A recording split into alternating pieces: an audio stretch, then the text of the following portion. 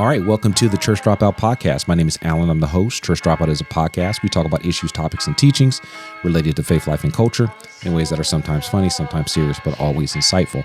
If you have not already, please like, share, and subscribe to the channel. Drop a comment below. Keep the conversation moving forward. I'm going to be on my little soapbox for a minute. Just something I was thinking about. I don't know if you've heard, there is a controversy that is brewing concerning Biola University, which is a Christian college in Southern California. The graduate school is Talbot School of Theology. You may have heard of it. And there's a controversy that's brewing over their statement of concerning allowing transgenderism or transgender folks to attend college there. And there are some Christians, Alisa Childress, and I think Allie Best Stuckey has spoken on this too. But there are some Christians that are out there that are angry and saying that Biola is becoming liberal, and this is, an affront to the gospel. This is not good, and all of that type stuff. And listen, I'm not here. I'm not on my soapbox to say whether they're right or wrong, right? But there is something to me that's missing here. And I think it's really telling of where we are, where the church is, Big C church is today when it comes to evangelism, when it comes to sharing our faith in life and in deed and in word, how things have shifted, right? I've said this before. I feel like the church today is more concerned with what it stands against than what it stands for. Okay. I feel like the church is becoming more pharisaical in terms of putting up fences and walls to keep people out,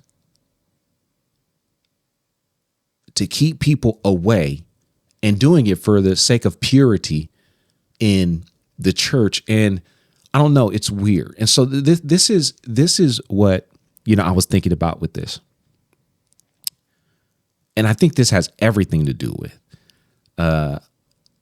how things are changing in terms of how Christians are engaging culture with what a lot of these people say with truth. Here's what I was thinking about was like, listen, if we believe people need to hear the gospel and people need to be in the presence of individuals who understand and who display Christ's love in order to be able to continue to promote the good news, how is that going to be done if we're never around the people who actually need to hear the good news, right? We create these silos for Christians that only house Christians. And let me say this, we assume that everybody that goes to Biola is a Christian. But we say we create these institutions to keep people out, the very people that need to hear the gospel. We create places and spaces to keep them out, all based on this idea of Christian purity. You know what I mean? Like not compromising, not compromising, and I don't know, it's just ridiculous to me. Like, how do we expect to affect people if we're never around them? You know what I'm saying? Like how do we expect to influence those who need to hear the good news if we're constantly keeping them out? And I think this is the same thing that's happening with churches. Like when it comes to mission statements, I've said this before, like mission statements are really billboards to attract the people who agree and to, detract the people who don't. if that's even a word, right? It's meant to really keep individuals out rather than invite individuals in. Here's what we believe. If you don't believe these things, don't come. But the reality is like, man, how do we affect people with the gospel if we're only talking to people who quote unquote know the gospel? Right. And I think this is a change in evangelism. This is a change in how we, how we engage the world. I feel like that in this, again, in this culture, we're there's a lot of people who are worshiping truth. They're not worshiping Jesus. They're worshiping truth, not Jesus. And they'll say things like, oh, Jesus is the truth. And no, Jesus, the truth is not Jesus, even though Jesus is the truth. You understand what I'm saying? Like Jesus is not true statements. You understand what I'm saying? Like anyway, people are worshiping the truth. They're not worshiping Jesus, right? They want rightness by law, not conversion by grace. You understand what I'm saying? So people are infatuated with the law and people submitting to the law rather than people being transformed by the grace of God and displaying faith. Listen, like, why wouldn't a Christian college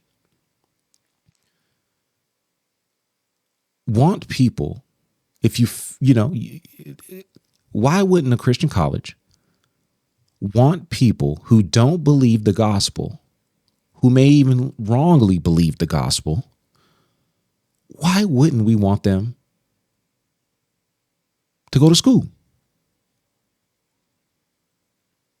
Why? Where else are they going to hear the truth? Do you understand what I'm saying? Like it just makes no sense to me. And a lot of these folks are arguing for the sake of keeping their children pure. You know what I'm saying? Like, oh, my child, I don't know if I send my child to Biola, because they're going to be around people that they actually need to affect.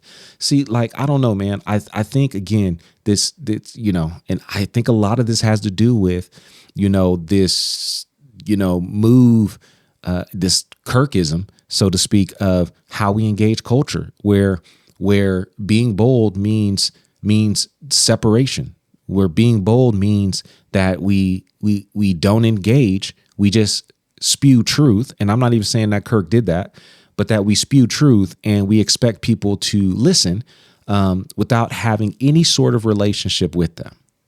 You know what I mean? Like, and so anyway, it just kind of dawned on me, like, why wouldn't we want people who believe differently to be in the same space to hear the good news? Like, why would that be a bad thing?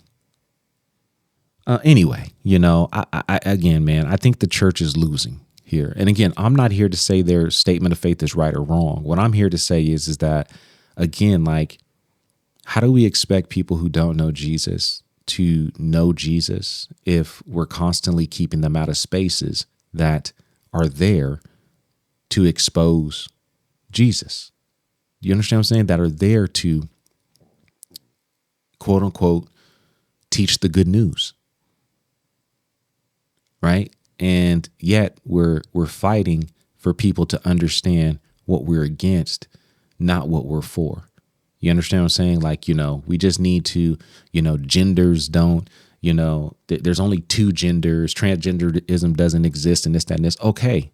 But for that person that you're speaking to, it does. And so how do you get them to understand the gospel if you don't have any contact? If you just expect them to read a statement and change their life based upon that? Do you not believe that individuals have heard that? How do you expect to influence people that you're never around? It's the problem with modern Christianity. We want to see people live Christian without really being Christian. We want Christian values, not Christians. We want the law to reflect Christianity, but we don't want people to reflect Christ. This is the problem. Listen, I think if someone who believes differently wants to attend a school where they're going to hear the truth of the gospel, why shouldn't they be allowed in that place? How else are they going to hear the good news? So anyway, just some thoughts. Again, I told you it's going to be a little bit of a soapbox. I was all over the place, but I'd love to hear your thoughts. And again, I know there's many conversations, because I know how this goes. I know there's many conversations about Christian colleges, and if they're, I get all of that, right? But that's not the point of this discussion. So I would love to hear your comments and your thoughts. Post a comment below. Keep the conversation moving forward. Like, share, and subscribe to the channel. Thank you so much for tuning in. God bless.